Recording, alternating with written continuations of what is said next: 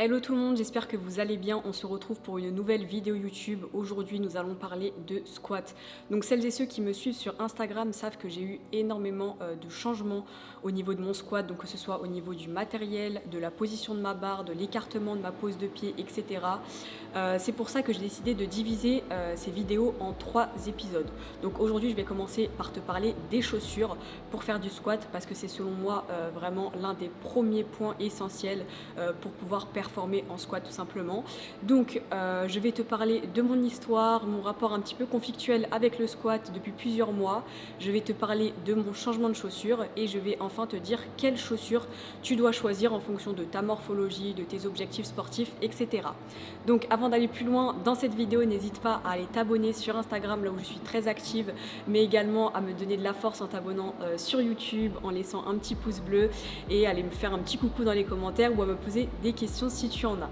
Donc on va commencer tout de suite avec mon histoire avec le squat. Donc j'ai commencé la salle de sport en 2018, j'avais donc des objectifs purement physiques. Donc comme beaucoup de personnes, quand j'ai débuté le squat, j'ai très vite fait de ce qu'on appelle l'ego lifting et j'ai privilégié la charge avant de privilégier la technique. J'ai donc commencé avec des quarts de squat, des charges que je maîtrisais pas du tout et très vite en me renseignant, j'ai compris que la façon dont je faisais du squat, c'était complètement contre-productif et j'ai vite commencé à décharger mes barres pour enfin mettre l'accent sur l'amplitude. Une fois que j'avais réussi à acquérir une amplitude complète, là j'ai commencé à augmenter mes charges petit à petit. À cette période, je tentais pas du tout mes max ou quoi que ce soit parce que j'étais vraiment dans de l'hypertrophie, donc je faisais des 8 à 10 répétitions.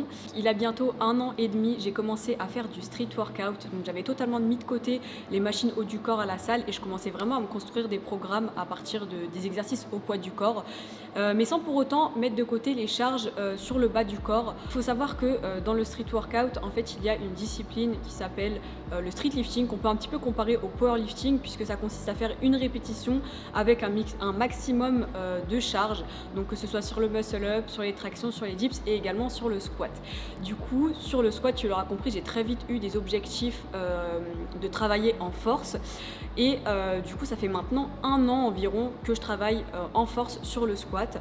Donc j'ai fait beaucoup d'erreurs, j'ai changé beaucoup de choses, je dirais même que voilà, je me suis beaucoup remise en question sur ma pratique en force et aujourd'hui je pense enfin avoir réuni tous les leviers qui me permettent tout simplement avec du travail de construire un squat solide.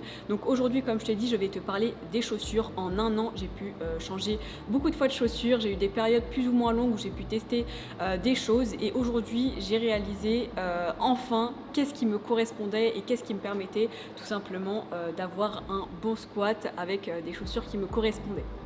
Du coup, pour ce qui est de mon changement de chaussures, donc dans mes débuts au squat, j'ai vite pris conscience qu'il était indispensable de bannir tout ce qui était chaussures avec des semelles épaisses inclinées type running. J'ai donc très vite commencé à faire du squat en chaussettes et c'est vraiment quelque chose qui pendant plusieurs mois ça me correspondait parfaitement.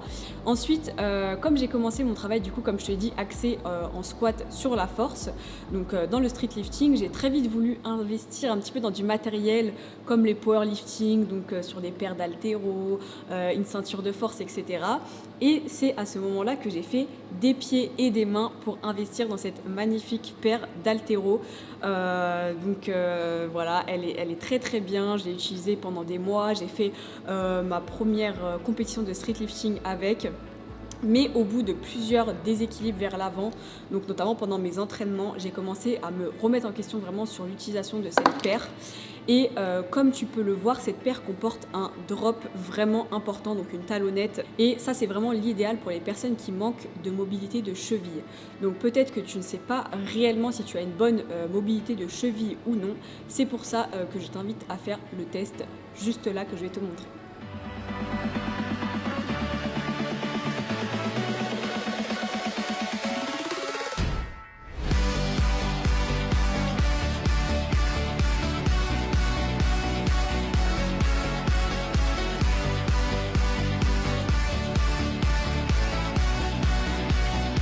comme tu peux le constater, moi, au niveau de la mobilité de cheville, je suis vraiment pas à plaindre. Alors tu vas te demander, mais pourquoi j'ai investi 200 € dans une paire de chaussures qui finalement ne m'était pas adaptée? Et honnêtement, même moi, je ne saurais pas te répondre. Mais aujourd'hui, c'est sans regret puisque je me dis que si j'avais pas essayé, je n'aurais pas su finalement que cette paire me correspondait pas. Donc on va dire que c'est un mal pour un bien. Donc, comme tu l'auras compris, j'ai fini par abandonner le squat avec les paires d'haltérophilie. Et en final, j'ai même pas tenté à acheter une autre paire d'haltéros avec un drop un peu moins important. Et comme ça faisait un moment que j'avais pas fait de squat en chaussettes et que j'apprenais un petit peu, j'ai décidé d'opter pour une paire de chaussures à semelle plate, les fameuses Converse. Donc ici on a une semelle assez rigide donc il n'y a pas de talon compensé et voilà, je pensais tout simplement que ça allait me changer la vie, que j'allais plus avoir de déséquilibre, etc. Mais au final, donc j'ai fait du squat en Converse finalement pas pendant tant longtemps que ça, pendant environ 4 semaines, mais je me sentais pas totalement équilibrée, je sentais que j'avais encore des déséquilibres, j'étais pas complètement stable. Du coup, j'ai décidé de me renseigner énormément sur des vidéos, de la lecture, des études scientifiques pour tenter de comprendre tout simplement pourquoi j'étais toujours pas à l'aise alors que je faisais du squat avec une semelle plate et pour tenter de comprendre aussi qu'est-ce qui finalement allait mieux me correspondre. Du coup, en me renseignant sur l'utilisation des Converse, je me suis très vite rendu compte que j'allais aussi l'abandonner pour la simple et bonne raison, c'est que la semelle des Converse avec l'usure, elle a tendance à rapidement se déformer. Donc comme on peut le voir là, le haut du pied n'est pas complètement en contact avec le sol quand on porte la chaussure. Et la deuxième raison, c'est que le côté un petit peu étroit de cette paire de chaussures ne permettait pas une bonne répartition du poids tout simplement sous les pieds et que ça ne respectait pas les 3 points du trépied, donc c'est-à-dire le gros orteil, le petit orteil et le talon. Que cette paire n'était vraiment pas finalement à prendre. Donc les paires avec les drops c'était mort, les paires type Converse, Air Force One également. Du coup je suis repartie comme à l'ancienne finalement sur un squat en chaussettes. Donc au début j'ai eu beaucoup d'appréhension à cause notamment d'une blessure que j'ai sous le pied au niveau d'une articulation que je traîne depuis plus d'1 an et demi. Et pour te donner une idée, donc, dans la même semaine, au final, j'ai réussi à passer une charge, donc une rep à 110 que j'ai échoué en début de semaine en Converse et j'ai réussi à la passer en chaussettes sur ma deuxième session de squat, du coup dans la même semaine. Et bref, je me suis sentie tout de suite tellement plus équilibrée, tellement plus stable, tellement plus en confiance, tout simplement d'avoir le pied directement en contact avec le sol. Bref, pour conclure, j'ai tout simplement repris le squat en chaussettes. Aujourd'hui, c'est ce que je fais encore. Mais comme je te l'ai dit, voilà, je ne regrette pas d'être passée par toutes ces étapes, d'avoir tenté plein de choses au niveau des chaussures, puisque au final, voilà, j'ai réussi aujourd'hui à comprendre que j'étais vraiment plus à l'aise sur du squat à plat. Maintenant, je vais te dire tout simplement qu'est-ce que je te recommande en fonction de ta morphologie, de tes objectifs, tout simplement te dire voilà si je te recommande d'avoir une chaussure avec un drop, une chaussure avec des semelles plates, etc. Donc pour te faire un petit récapitulatif, si tu as une mauvaise mobilité de cheville, là je te recommande vivement en effet d'investir dans une paire d'haltérophilie. Donc si tu as une mobilité vraiment mauvaise, prends une avec un gros drop comme ça. Si ta mobilité voilà, elle est mauvaise mais que ça passe encore, déjà je te recommande de travailler ta mobilité, mais aussi investir dans une paire d'haltérophilie. Il y a des marques style Adidas qui les font avec un drop un peu plus petit, pour éviter justement, comme moi, tout simplement d'avoir des déséquilibres vers l'avant et de ne pas être stable sur ton squat tout simplement.